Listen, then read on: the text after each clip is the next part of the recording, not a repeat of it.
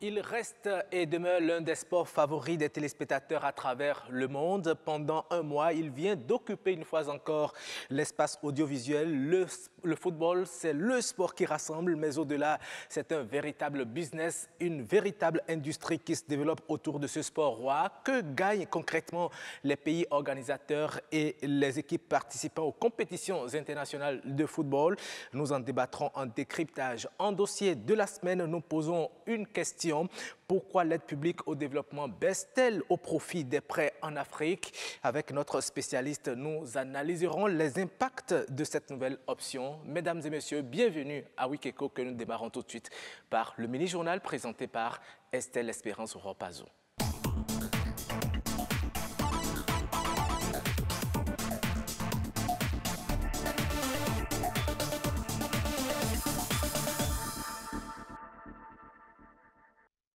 Bonjour à tous et bienvenue dans le mini-journal. À Ibaten, un quartier situé en plein centre de Cotonou, a été le spectacle d'un incendie mercredi après-midi. Une boutique entière a été consumée par les flammes. Jusqu'ici, les causes de l'incendie sont encore inconnues. Rodrigue Blondoumé, Larza Migan, Marcel Arrossi. Il sonnait 13 h ce mercredi à Cotonou. Le feu venait de dicter sa loi au quartier à Ibaten. Toute une boutique complètement consumée par les flammes. Des dégâts matériels sont enregistrés.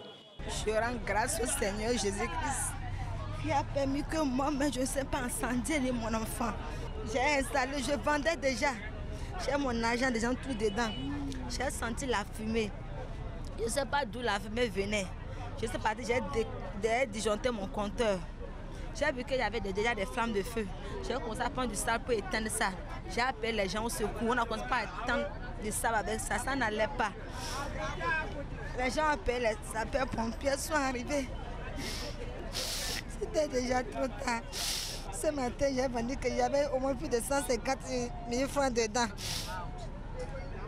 Les marchandises que j'ai déjà avec un jeu de 6 millions comme ça. Le feu a ravagé presque tout sur son passage malgré la descente des sapeurs-pompiers. Néanmoins, les riverains ont pu, dans la mesure du possible, apporter leur assistance aux sinistrés. On appelait les sapeurs-pompiers, ils ne venaient pas. Donc nous avons passé au moins une trentaine de minutes, voire 1 heure de secours local. Ce que je peux appeler secours local, c'est-à-dire nous nous sommes mis à l'œuvre au charbon et on a commencé par prendre de l'eau pour éteindre ce feu qui nous dépassait. Donc on a quand même fait un grand travail avant que les sapeurs-pompiers ne viennent. Et il faut également signaler que nous avons de véritables problèmes parce que malgré que les sapeurs-pompiers étaient là, leur équipement ne leur permettait pas d'éteindre en un temps record le feu. Vous voyez un peu, et depuis là, vous avez vu, ils sont là depuis une trentaine de minutes, ça continue de prendre. Et n'eût été la vigilance de la population, je pense qu'on aurait assisté à autre chose. Les causes de cet incendie restent encore inconnues, mais il n'y a pas de perte en vies humaines. Les abords des plages de Cotonou ne seront plus encombrés par les tenanciers de bars, buvettes et autres étalages. Après avoir lancé un ultimatum, le préfet du littoral, Modeste Toboula, a entamé l'opération de déguerpissement le long de la route des pêches. Le point avec Amitié Sagudi et Jennifer Sativi. Plage Erevan. C'est ici qu'a démarré l'opération de libération de la route des pêches. Aux environs de 10 heures, une équipe de la préfecture de Cotonou, escortée de la police républicaine, procédait à la destruction de tous les stands anarchiquement installés le long de la berge.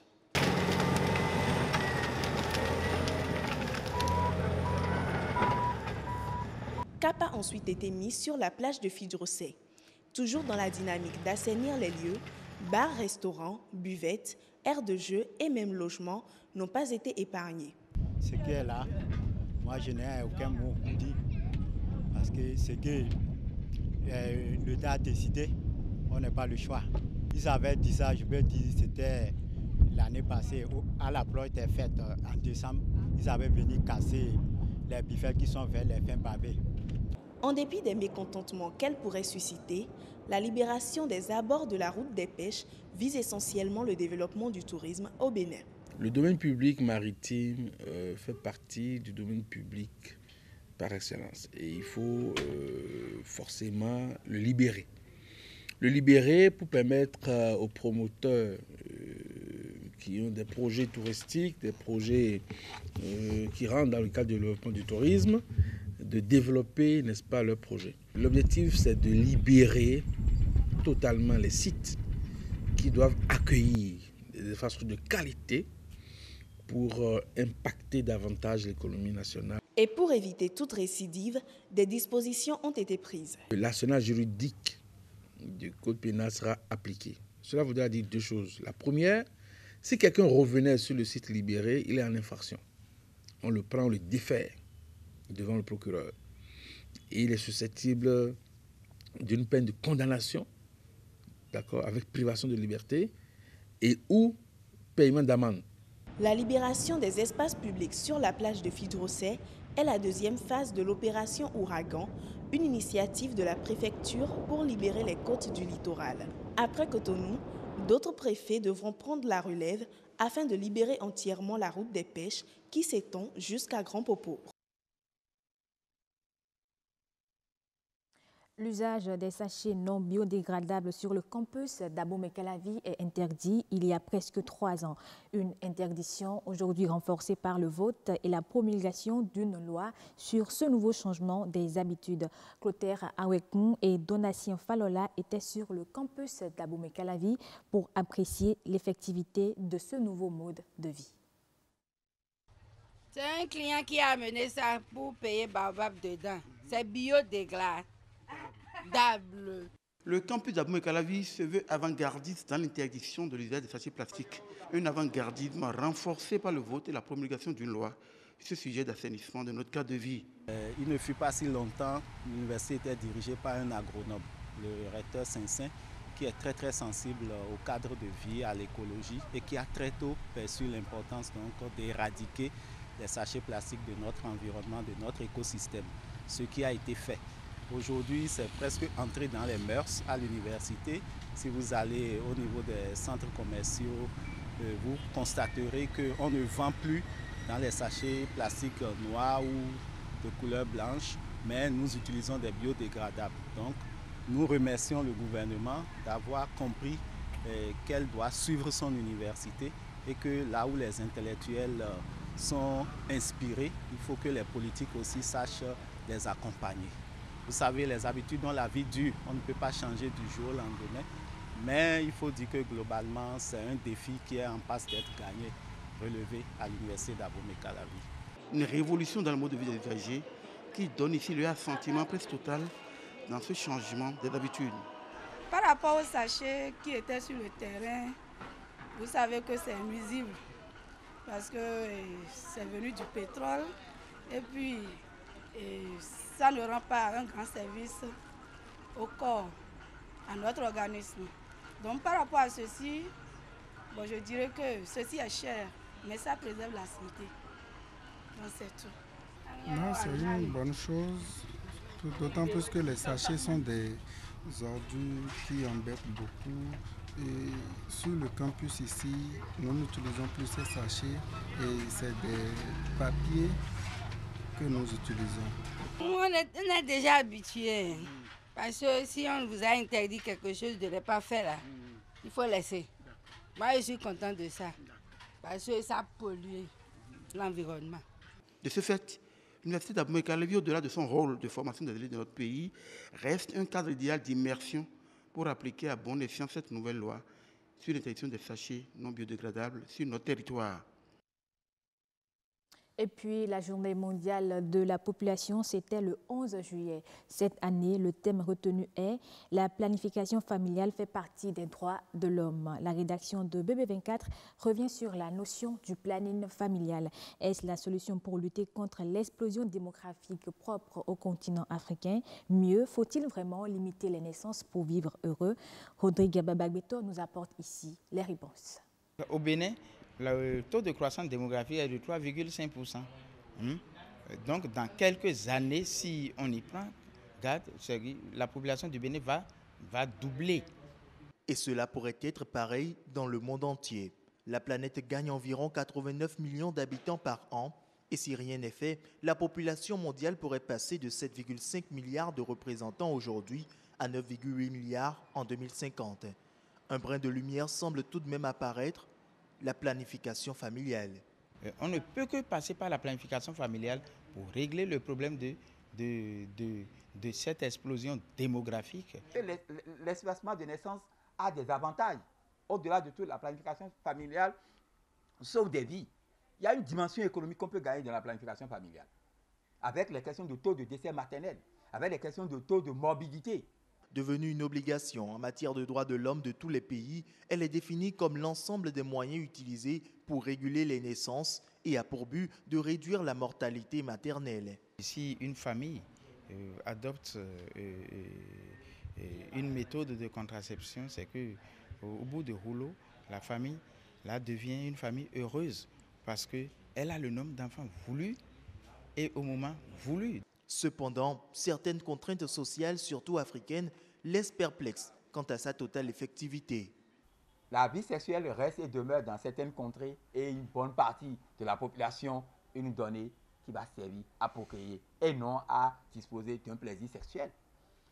Du moment où vous n'êtes pas isolé des autres entités du temps et que les gens vous rendent visite et vous avez une femme et vous n'avez pas un handicap lié à votre vie génésique, ben, l'homme est interpellé. C'est d'abord vos propres parents que vous interpellent. Mais c'est quoi? Qu'est-ce que vous avez? Vous voulez économiser quoi? Il n'est pas perçu, il n'est pas accepté que la femme dispose encore de ses menstrues et qu'on constate qu'elle n'a pas toujours le ventre ballonné. L'Afrique subsaharienne concentre presque tous les records de fécondité selon l'ONU. Pour un monde moins plein, il va falloir changer de paradigme. Il faut déconstruire certaines perceptions. Et pour déconstruire, il faut travailler à long terme. Pour ce faire, pour approprier cette nouvelle donne-là à nos populations qui restent et demeurent attachées aux diverses pratiques. Si les mouvements de population sont le moteur de l'histoire, la démographie en dicte le destin. Bien contrôler l'économie passe également par un bon contrôle des naissances. Fin de ce mini-journal. Merci de l'avoir suivi et à dimanche prochain.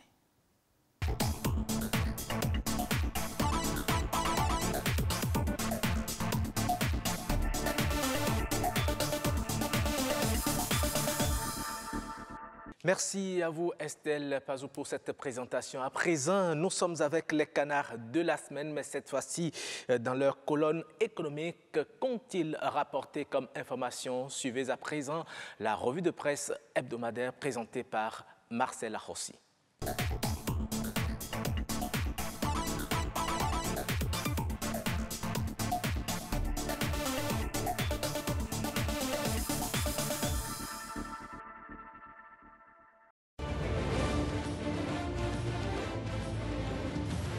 Amis de Wikeko, bienvenue à la revue de presse. Assainissement du cadre macroéconomique et dynamisme économique du Bénin, les réformes repositionnent le pays dans le rapport de Standard & Poor's. L'agence américaine de notation donne au Bénin la note B+B et prévoit une croissance encourageante selon le quotidien Les 4 vérités. Et l'autre vision confirme que ce sont les fruits des réformes dans l'administration. La priorité, quant à elle, trouve que c'est une prime aux nombreuses réformes. Extension à Nati Tengu, à Tanguieta et Djougou, le Septentrion accueille avec enthousiasme la flotte Benetassi. Après donc la cité des Koubourou, le projet de mobilité urbaine s'installe dans les autres villes du Septentrion, révèle l'événement précis. Reprise de l'évaluation des enseignants, justice est rendue aux plaignants.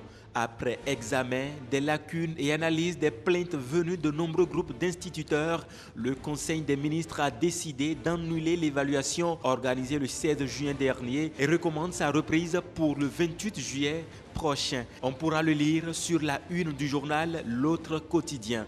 Justice est ainsi rendue à ceux qui n'y avaient pas participé et qui ont exprimé leur frustration. Cas de mauvaise gestion relevé à l'ONIP, l'autorité de régulation des marchés publics a joué sa partition. Tel un mauvais parfum qui exhale de sa flagrance capiteuse les arcades de l'Office national d'imprimerie et de presse, les dessous d'une gestion très peu orthodoxe de ce qui devrait être un fleuron, envahissent la cité et interpellent les uns et les autres. Des décisions majeures rendues par l'autorité de régulation des marchés publics sont demeurées pour l'heure sans effet, mentionne la dépêche. Et à Kinikini de relayer l'agrément des 6 entreprises au régime A et B du Code béninois des investissements. C'est du moins l'une des informations majeures dont a débattu mercredi dernier le Conseil des ministres. C'est un coup de pouce à l'investissement, note le matinal Info. Et à l'international pour finir, selon les données de la Banque mondiale, le produit intérieur brut de l'Inde a pour la première fois dépassé celui de la France. La France n'est donc plus la 6e économie mondiale. Ainsi se referme la revue de l'actualité sur Wikeco. Roch Aurélien accueille-nous, amis téléspectateurs. Bon dimanche et à dimanche.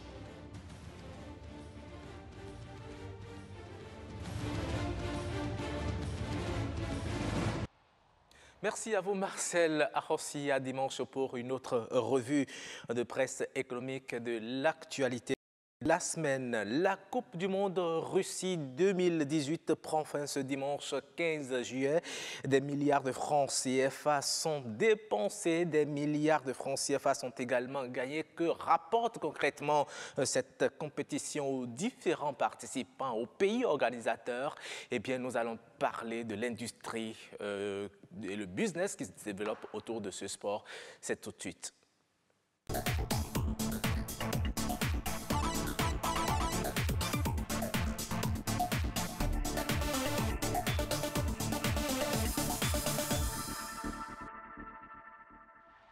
Et je suis déjà avec mes invités sur ce plateau.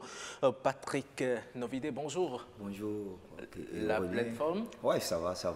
C'est un beau dimanche et donc le temps fait beau et puis bon voilà, on est content d'être là. Merci. Je rappelle que vous êtes journaliste consultant sportif et en face de vous, oui, lui, on le connaît, il est un chroniqueur sportif, Victor Emmanuel Ekwabebe 3. Bonjour. Bonjour Roch, bonjour à Patrick et bonjour aux téléspectateurs de BB24. Merci également à vous d'avoir accepté notre invitation. Et je reste avec vous justement. Vous savez, il y a plusieurs disciplines sportives, mais pourquoi le football mobilise si tant de monde à travers le monde entier? Déjà parce que c'est l'une des disciplines les plus anciennes, les plus anciennement pratiquées. Alors l'origine remonte au XVIIIe siècle en Chine, même si aujourd'hui on dit que c'est l'Angleterre. L'Angleterre a codifié le football, mais il existait déjà sous d'autres cieux. Et le football est populaire aussi parce qu'il suffit d'un peu d'espace, un citron et vous jouez. Voilà, c'est aussi simple que ça. Alors que pour d'autres sports, il faut un minimum d'infrastructure. Le basketball, par exemple, si vous n'avez pas de dalle, si vous n'avez pas de panier, c'est compliqué. Et le tennis, il faut une raquette. Le football peut se jouer partout, quelle que soit la classe sociale. Voilà ce qui fait sa popularité. Mais au-delà de ce que le football peut se jouer partout et à n'importe quel moment, est-ce que vous ne pensez pas qu'il y a un esprit qui sous-tend cette discipline sportive? Oh bon, l'esprit peut-être bien, pourquoi pas. Il faut aussi dire que c'est le sport le plus médiatisé. Alors, qui a décidé de cela? Je ne sais pas. On sait qu'on a commencé déjà à diffuser la Coupe du Monde il y a pas mal de temps, à l'époque du noir sur blanc, jusqu'à la venue de la télévision couleur qui nous a permis de voir la Coupe du Monde 66 en Angleterre, remportée par l'Angleterre. Donc, voilà, il y a peut-être aussi tous les médias et puis les décisions politiques qui tournent autour, vu qu'on voit un engouement de la population. Le football est devenu aussi une forme d'opium du peuple. Tout à fait, et une véritable industrie. Mais dites-nous, d'où proviennent les sous injectés justement dans le football? Parce que ça fait partie aussi des raisons qui motivent les téléspectateurs à suivre le foot. D'où viennent le financement? Il faut faire tout de suite référence à cette banque du football que je veux nommer la FIFA. Voilà, parce que vous savez, sous d'autres cieux, quand on dit la Suisse c'est la banque du monde, eh bien la FIFA c'est la banque du football. Et elle est aussi en Suisse, bizarrement. Et voilà, ah oui. Là peut-être on reviendra là-dessus.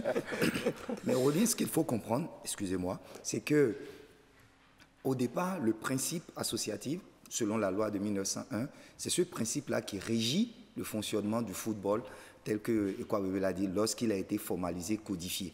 Et donc, lorsque vous êtes dans un mouvement associatif, vous apportez vos gains, vous apportez ce que vous avez, pas forcément en termes judiciaires, mais vous apportez ce que vous avez, on met ensemble, et cette cagnotte qui est constituée, nous décidons ensemble de l'usage qui est fait.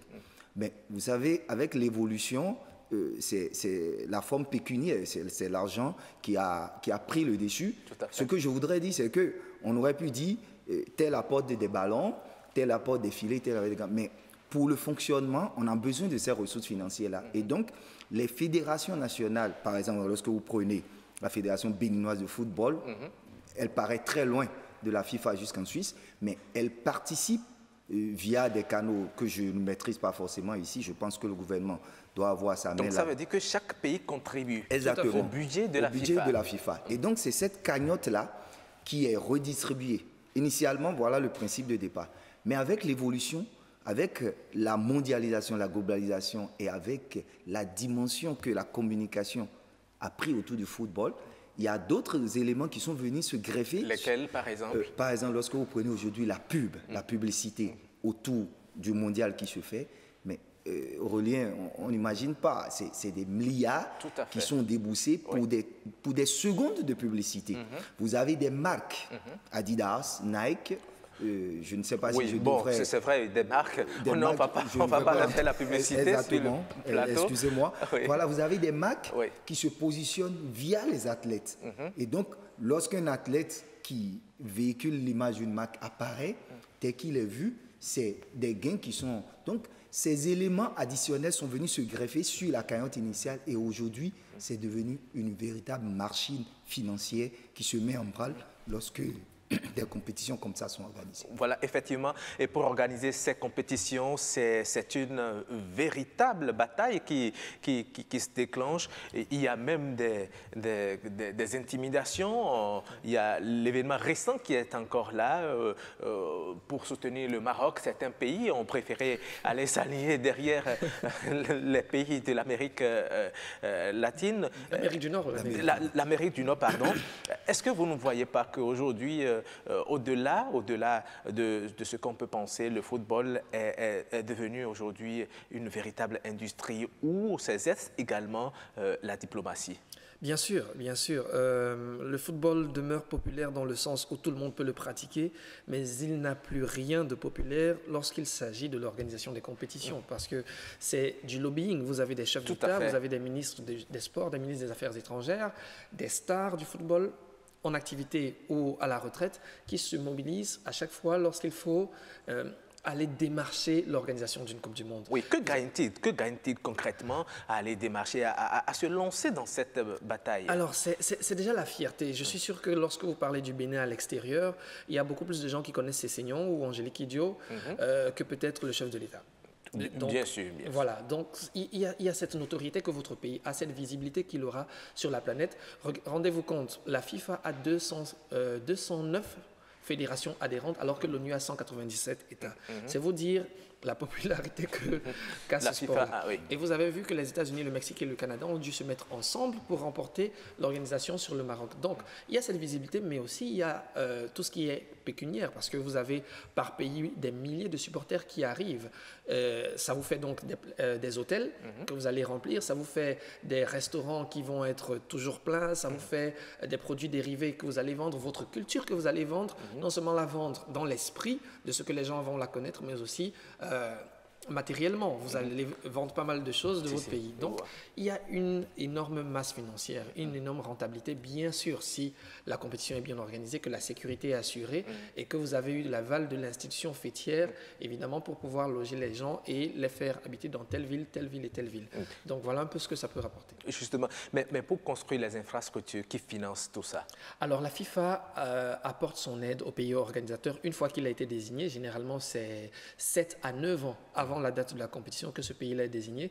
Et donc, pendant ce temps-là, la FIFA vous reverse une part, mais le gouvernement aussi contribue pour que vous puissiez avoir des stades aux normes FIFA. Vous devez préciser le nombre de stades, vous devez préciser le calendrier qui peut être amendé avec le temps. Et vous avez des missions de la FIFA qui viennent et de la confédération de votre pays, la confédération du pays auquel votre pays appartient, voilà, qui vient aussi faire des visites régulières pour voir l'évolution des travaux jusqu'à terme. Donc voilà un peu comment c'est financé et organisé. Mais les pays organisateurs, on l'a déjà entendu dire, hein, au plan touristique, il y a beaucoup à gagner, c'est le pays qui se met vraiment en selle, mais les participants, les joueurs, eux, que gagnent-ils, les équipes participant à cette compétition? Lorsque nous prenons par exemple le cas de la Russie, qui prend fin ce dimanche. Oui, il faut reconnaître qu'il y a des normes en la mais ces normes sont spécifiques à chaque pays. Et dans le temps, lorsque vous devenez footballeur professionnel, que vous allez à l'équipe nationale, et la fédération locale fixe les quotas des primes à vous allouer par votre fédération. Et cela, la FIFA n'intervient pas du tout à ce niveau. Ce sont les fédérations nationales. Par exemple, lorsque vous avez évoqué le cas de la Russie, c'est la fédération russe qui dit aux footballeurs, voilà la grille tarifaire par rapport à ce que vous êtes appelé à gagner lorsque vous allez évoluer dans la compétition, parce que cette grille, souvent, n'est pas statique. Et il y a une dimension de motivation qui est à côté. Donc, pour motiver les joueurs, on vous dit, bon, si vous passez l'étape des premiers tours, on double la prime. Lorsque vous allez en demi, dans le carré d'as, on triple. Et lorsque vous gagnez... Tout ça, ça n'a rien à voir avec les primes que la FIFA a prévues pour les différents participants, les différents gagnants? Non, pas du tout. Au niveau de l'équipe, au niveau des athlètes, ça, c'est ce qui est prévu au niveau de la fédération locale. Maintenant, comme Ekwa Bébé toi le soulignait, la manne que la FIFA met à la disposition, par exemple, quand on prend le cas spécifique de la Russie qui organise, cette manne, elle est souvent morcelée sur différents aspects, donc l'infrastructure. Donc une partie peut être reversée à la fédération, et si cette fédération elle-même ne dispose pas de ressources propres suffisamment pour couvrir donc les charges des primes, elle peut, comment on dit, piocher un peu là-dedans pour compléter. Donc l'un mis dans l'autre, c'est un système financier qui est très dynamique et qui est mouvant selon les contingences du moment. Mais il faut souligner, et ça peut-être c'est pour pousser la réflexion plus loin, pour rappeler que de plus en plus aujourd'hui, vu qu'il y a une vitrine autour de ces événements, les stars, les joueurs qui constituent ces effectifs, beaucoup d'entre eux sont appelés aujourd'hui, vu qu'ils gagnent beaucoup déjà à côté, à reverser ces primes-là à des organisations caritatives. Et donc ça fait effet médiatique, ça fait effet d'annonce. Et de plus en plus, on a l'impression, et je crains, que plus on va évoluer dans le temps, lorsque les gens viendront à l'équipe nationale, Roch et Aurélien désormais, c'est pour juste servir la nation et les ressources seront... Parce que ce sont de faramineuses ressources qui sont injectées et rapidement avec la complicité technique de la régie, nous allons voir le tableau des primes prévues pour les différents participants, les différents gagnants. Justement, merci donc à Armel Gilles Gbaïrin et on voit déjà, le champion du monde va gagner par exemple environ 19 milliards, plus de 19 milliards. Le finaliste va gagner 14 milliards de francs CFA, le troisième 12 milliards, le quatrième 11 milliards. Ceux qui sont des équipes qui participent au quart de finale vont gagner 7 milliards de francs CFA, les huitièmes de finalistes 5 milliards de francs CFA. Et puis ceux qui sont restés juste au premier tour et qui n'ont pas franchi la barre des huitièmes de finale et retournent chez eux avec au moins 4 milliards de francs CFA. Mon cher Aurélien, c'est la valse des milliards. Et donc, lorsque vous regardez ces montants, vous vous dites, il faut nécessairement qu'on s'intéresse à cette discipline-là. Il faut y participer parce que c'est des ressources additionnelles qui viennent. Et je profite pour dire que ces sommes-là aujourd'hui ne doivent plus tellement nous émouvoir ou nous inquiéter. Ah bon, pourquoi? Parce que c'est quand même assez consistant. Là. Oui, je vous explique. Vous savez, si vous regardez aujourd'hui l'évolution du football, et quoi bébé, il disait tout à l'heure dans son introduction liminaire que au départ, c'est l'émotion, au départ, c'est la fête, au départ, c'était la convivialité, la fraternité et l'amitié. Aujourd'hui, le football est devenu une industrie. Tout à fait. Et cette industrie-là génère tellement de manne financière que il faut trouver des canaux pour les absorber. Et lorsque vous faites un comparatif avec les contrats, ce que gagnent les joueurs, vous vous rendez compte que ces sommes-là sont à l'aide du temps.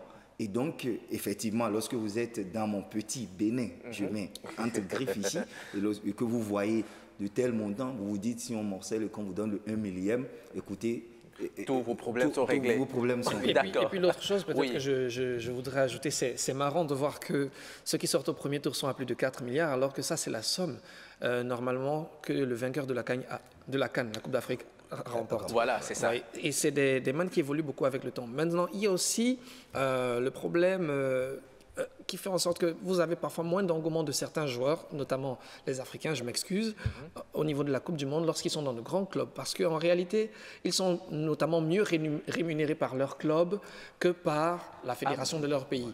Si ce n'est ce que la FIFA va donner à la fédération, les montants que vous avez affichés tout à l'heure, eux, personnellement, ne gagnent pas grand-chose. Et je souligne qu'ajouté à ça, il y a des montants qui sont versés en termes de victoire ou de match nul.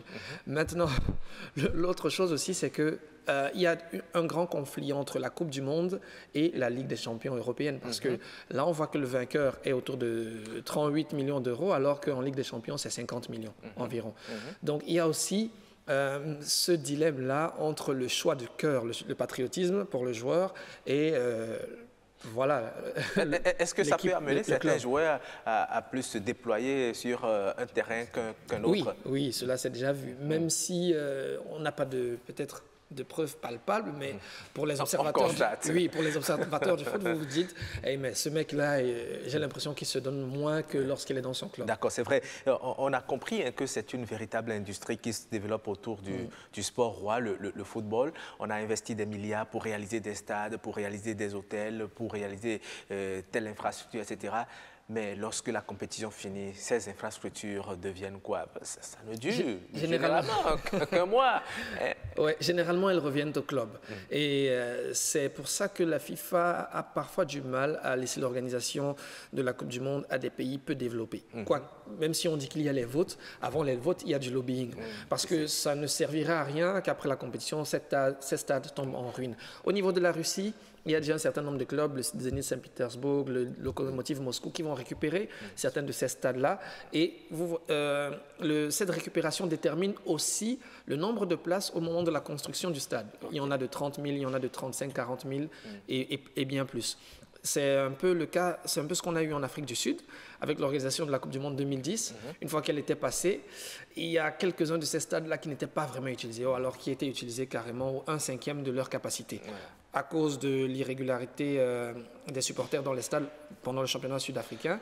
Mais ils nous ont aussi servi à la CAN 2013, lorsqu'il a fallu l'organiser dans l'urgence en Afrique du Sud. C'est les mêmes stades qu'on a réutilisés. On voyait déjà que la pelouse pâtissait du manque d'entretien. C'était beaucoup plus de poussière et de sable que de gazon. C'est justement là que j'en venais, parce que s'il n'y a pas des compétitions qui se développent sur ces différents stades, c'est comme si c'est de l'argent jeté. C'est clair. Dans le cas des Sud-Africains, je pense que le rugby aussi, qui fait un peu ombrage au football à son effet. Mais par contre, permettez-moi de rapidement... Oui, très rapidement, parce que là, le temps souligner l'aspect de la communication, puisque nous sommes sur un plateau télé, la diffusion de ces rencontres-là. Les droits télé, aujourd'hui, participent donc à ces sommes faramineuses. C'est très important de le rappeler aux téléspectateurs. Et vous savez, aujourd'hui, dans le cadre de la diffusion de cette Coupe du Monde, tout ce qui s'est passé, et on est arrivé même à morceler et à faire des packages pour les 64 matchs au départ. Et donc, selon ce que vous avez dans votre poche, c'est ça qu'on 1,3 million d'euros par pays en Afrique. Voilà, sauf la Guinée-Bissau qui a versé 300 000 euros. Voilà, c'est des millions de francs qui sont versés pour que les téléspectateurs puissent vivre justement ces compétitions. Merci à vous, Patrick Novidé. Merci également à vous, Victor Emmanuel Ekwa-Bébé3, d'être passé dans cette émission pour partager avec les téléspectateurs vos réflexions sur l'industrie, le business qui se développe autour du football, le sport roi. Merci à vous et bon dimanche. Nous allons tout de suite enchaîner avec le dossier de la semaine pour cette fois parler justement de la baisse de l'aide publique au développement en Afrique.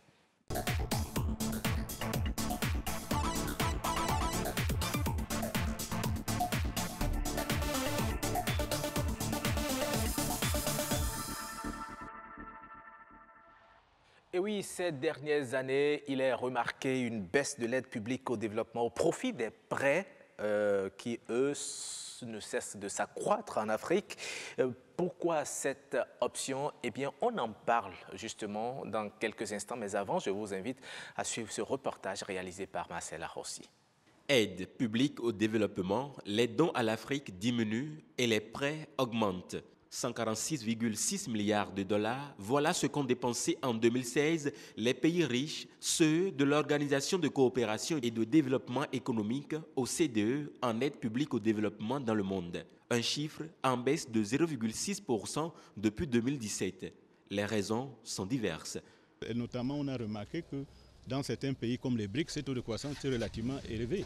À un moment donné, on envisageait des taux de croissance en Chine qui atteignaient 9%, alors que certains pays de l'Europe occidentale étaient soit en récession, soit atteignaient à peine 2%.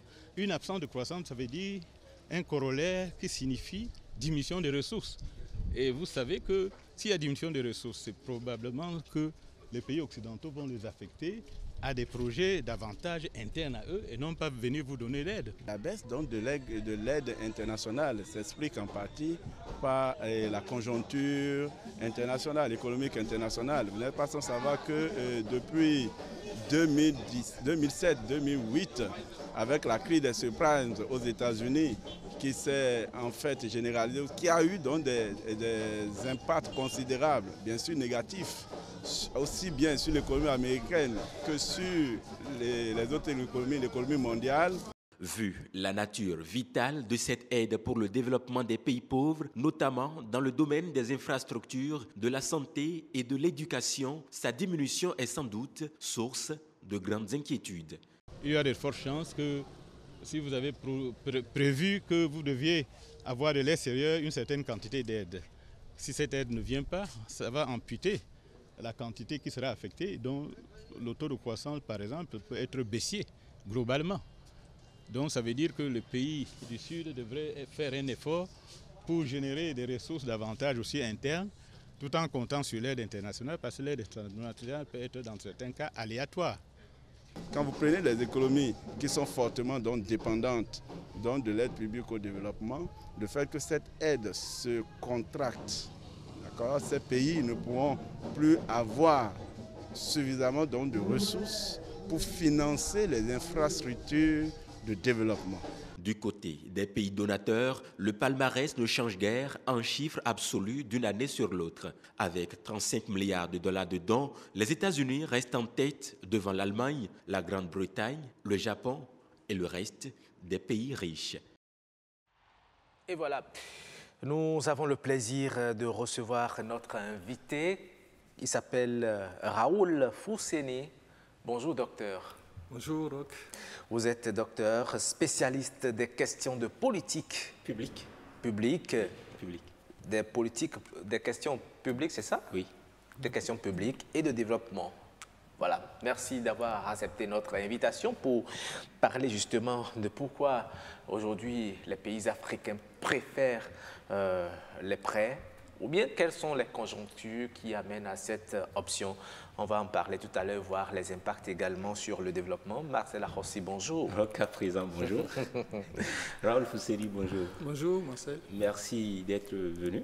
C'est un plaisir pour moi. Baisse de l'aide internationale, quelles pourraient être, selon vous, les raisons? Est-ce qu'on peut tenter de justifier la situation? Alors, merci Marcel, merci Roch. C'est un plaisir pour moi d'être sur ce plateau pour partager avec vous et avec les téléspectateurs mon point de vue sur la question de l'aide au développement. Alors, je pense qu'avant de répondre à la question, il faut d'abord définir clairement ce que c'est que l'aide au développement. Ça, c'est très important pour pouvoir mieux comprendre la suite de la démonstration. Okay. En fait, l'aide au développement, c'est un ensemble de ressources que les pays dits développés mobilisent à destination des pays les moins avancés pour les aider dans leur développement économique et dans l'amélioration des conditions de vie de leur population. Sans contrepartie. Alors, on reviendra par rapport à ça. Donc, on définit déjà de façon générale l'aide au développement comme étant ces ressources-là qu'on met à la disposition des pays les moins avancés. Oui. Alors, Il y a deux formes hein, d'aide au développement. Il y a ce qu'on appelle l'aide publique au développement, lorsque ce sont les États développés ou les pays développés, industrialisés qui mettent directement cette aide-là au profit d'autres pays moins avancés. Donc les entités qui sont, disons, des pays donneurs, donneurs, pas donateurs, on reviendra sur ces nuances-là. Les pays donneurs, donc lorsque c'est un pays, en fait, donc on parle d'aide publique, parce que ça vient d'un pays ou d'une institution publique d'un pays. En secondo, il y a l'aide privée qui est mobilisée par les associations, les ONG ou les fondations, ou même parfois par des entreprises de ces pays riches et qui financent de façon indirecte le développement des pays sous-développés par le biais de financement de projets, etc., etc. Donc, une fois que cette définition est posée, alors la question c'est de savoir quelles sont les fonctions de l'aide au développement. Pourquoi? Puisque vous me donnez tout à l'heure s'il n'y a pas de contrepartie. Alors, on va savoir en quoi consiste ou quelle est la vision en fait de l'aide au développement. On peut globalement estimer qu'il y a 4 fonctions essentielles. Oui, lesquelles? La première, c'est d'abord que les pays riches veulent promouvoir les valeurs démocratiques occidentales par le biais de l'aide publique au développement. Les valeurs publiques occidentales. Voilà, je dis les valeurs démocratiques occidentales. D'accord. Parce que n'oubliez pas que nous sommes dans un contexte géopolitique qui est assez dominé par les pays développés. Mais là, est-ce que ce n'est pas un néocolonialisme? Alors, oui, c'est des questions qu'on peut se poser, puisque de toute façon, vous savez que l'aide au développement, ou notamment l'aide publique, a été initiée au lendemain de la décolonisation. Donc pourquoi, disons, c'est lorsqu'on a senti que les pays africains ont commencé par, disons, acquérir leur souveraineté, qu'on a mis en place cette aide-là. Et c'est pour ça, justement, en revenant sur les fonctions, on verra. D'accord, mais c'est aussi pour éviter ou pour réduire les écarts de développement. Oui, c'est l'idéal qui est visé. Alors, il faut savoir qu'entre la vision ou les principes énoncés, il y a un écart entre les principes énoncés et les pratiques. C'est-à-dire qu'il y a, si vous voulez, des principes sous-jacents qui ne sont pas forcément perceptibles. Et moi, en tant que sociologue, c'est justement à ces principes non perceptibles que je m'intéresse. Donc, à savoir que lorsque je parlais, par exemple, de la promotion des valeurs occidentales, notamment les valeurs démocratiques, souvenez-vous, le discours de la Baule en 1990, lorsque François Mitterrand disait aux pays africains, écoutez, désormais, la condition de l'aide au développement, en tout cas venant de la France, va être tributaire de l'adoption du processus de démocratisation. Et c'est à partir de ce moment-là que la plupart des pays africains, notamment, se sont ont organisé des conférences nationales, etc., pour évidemment mettre en place ce processus-là. Donc, on voit justement que les aides publiques au développement sont fondées sur des conditionnalités. D'accord. Là, vous avez parlé de la première fonction. La seconde fonction, c'est quoi déjà? Alors, la deuxième fonction, justement, c'est ce que j'appelle la protection des biens communs.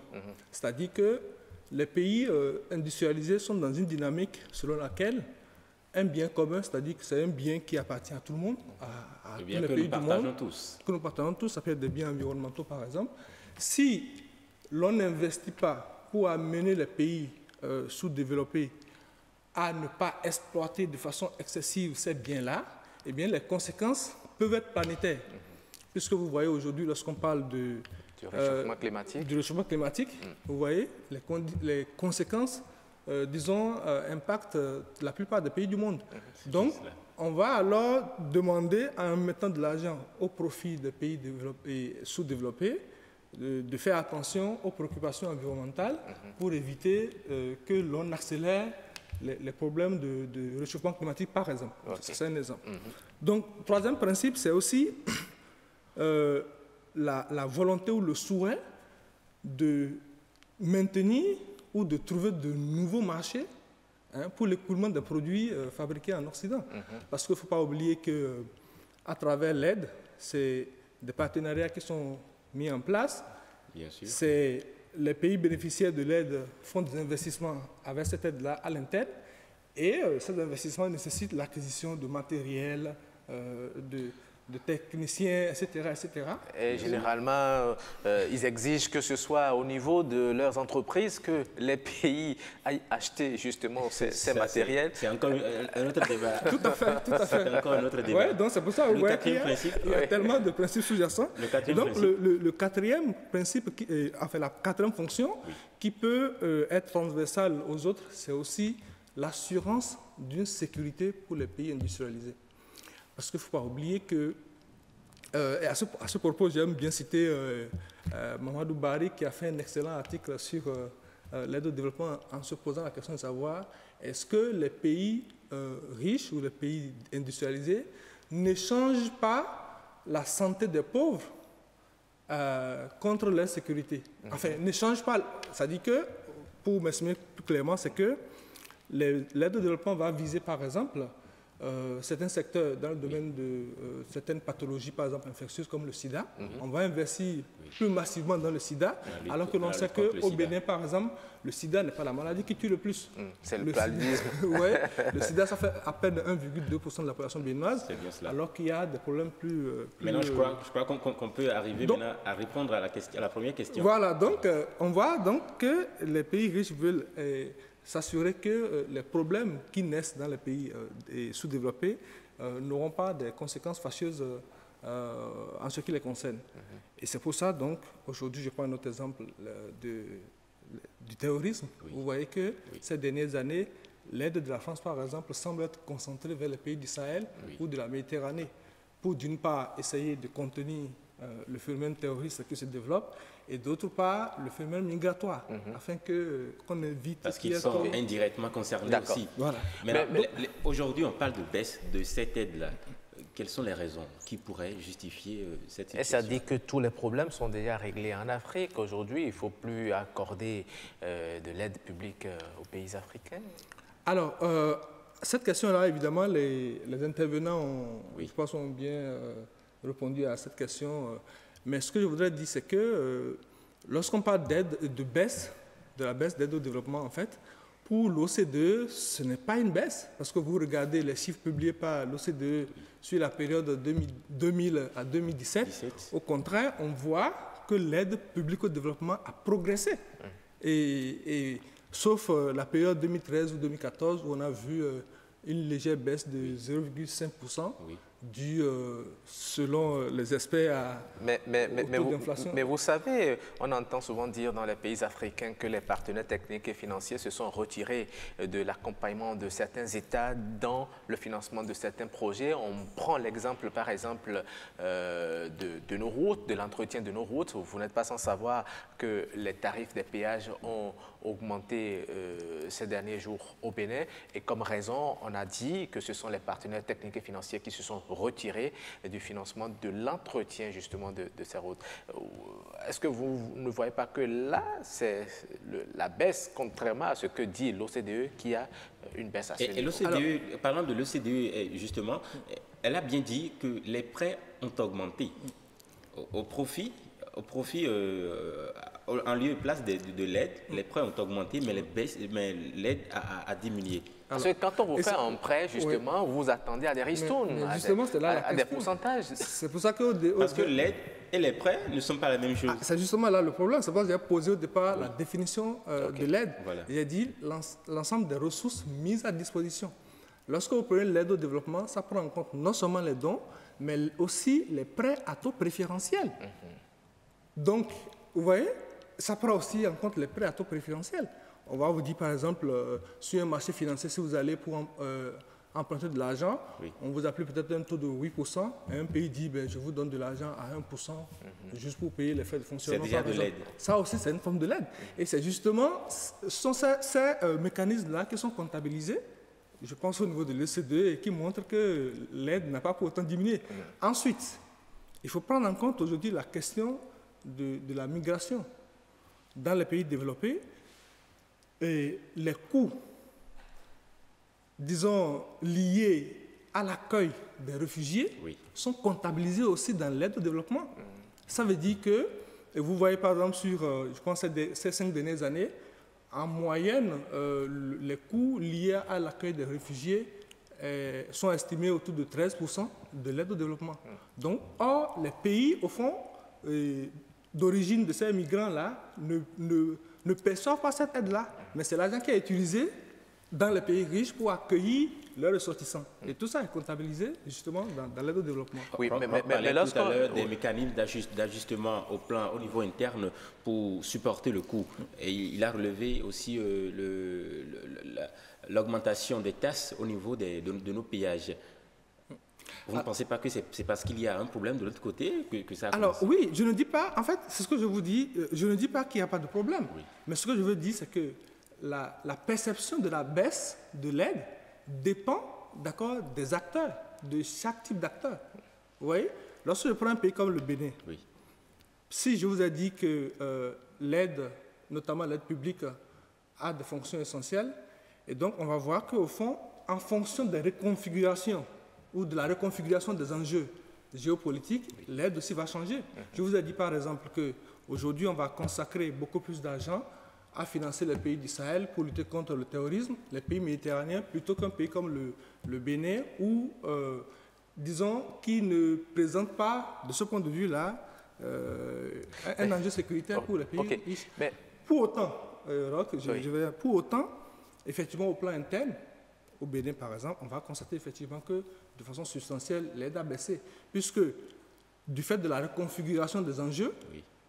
Eh bien, il y a d'autres pays qui vont voir leur aide augmenter, par contre, d'autres, leur aide va baisser. OK. Vous savez, lorsque je voudrais que vous nous aidiez à voir quels sont les impacts, justement, de cette nouvelle option de prêt sur le développement, parce que lorsque un pays ou bien une institution vous accorde une aide, ils vous maintiennent justement dans une situation où vous êtes contraint de faire ce qu'ils veulent. Mais lorsque c'est un prêt, est-ce que vous ne pensez pas que cela libère beaucoup plus les pays africains à décider d'eux-mêmes de faire ce qu'ils veulent avec le prêt, sachant très bien qu'ils auront à rembourser avec des intérêts? Alors, c'est vrai que, comme je vous dis, tout ça, ce sont des principes, on va dire, idéaux qui sont dits ouvertement. Les pays, effectivement, africains, si je prends le cas de Bénin, par exemple, qui va emprunter de l'argent, effectivement, on va penser que ce pays, le Bénin, est libre, justement, de pouvoir investir son argent comme il le pense.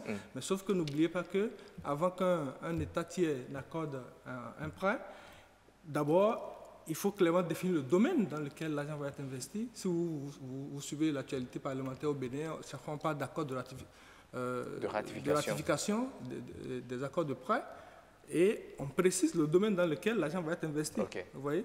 Et d'autre part, oui. C'est que je ne dis pas que de façon substantielle, l'argent qui est mis à disposition des pays, notamment de certains pays africains, n'a pas diminué.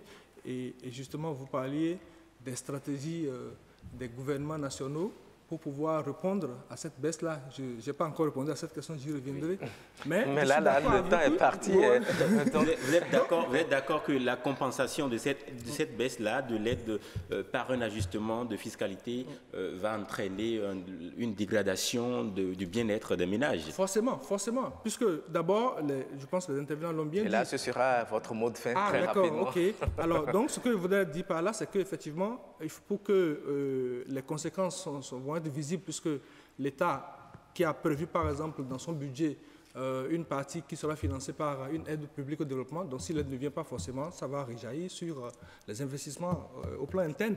Mais c'est aussi une chance pour les pays africains, à savoir qu'il faut développer davantage des stratégies de mobilisation de ressources internes. Okay. Et je pense qu'on en a parlé avec des exemples que vous avez évoqués. Merci à vous, Dr Raoul Fousseni, d'être passé dans cette émission pour nous expliquer un peu pourquoi aujourd'hui, quelles sont les options qui sont faites aujourd'hui par rapport au financement du développement et les impacts également. Merci de nous avoir fourni toutes ces explications. Merci aussi à vous, Marcella Rossi. Cette émission Wikeko est à présent terminée. Merci de l'avoir suivi. Prochain rendez-vous dimanche prochain à partir de 11h. Sachez que chaque jour est une opportunité que vous devez saisir la vôtre dès maintenant. Au revoir et à bientôt.